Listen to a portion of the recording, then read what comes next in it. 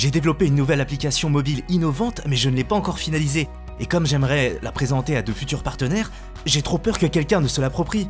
Pense à lui donner une date certaine. Tu veux dire pour prouver la date de la création? Et comment je fais? Ah ben avec la procédure du e-datage, c'est une procédure très simple, accessible et pas coûteuse qui est gérée par l'OMPIC. Tu sais, l'Office marocain de la propriété industrielle et commerciale. Elle te permet d'avoir un moyen de preuve d'une date recevable et valable de n'importe quelle création qui relève du régime de la propriété intellectuelle. Du coup, dans ton cas, tu pourras prouver que tu étais le premier à développer cette application mobile. C'est très intéressant, mais je tiens à garder le secret sur ma création. Ne t'inquiète pas, c'est le principe même du e-datage. En plus, c'est une procédure complètement dématérialisée. Tout se passe sur www.idatage.ma. Tu remplis le formulaire de demande de datage directement sur le site.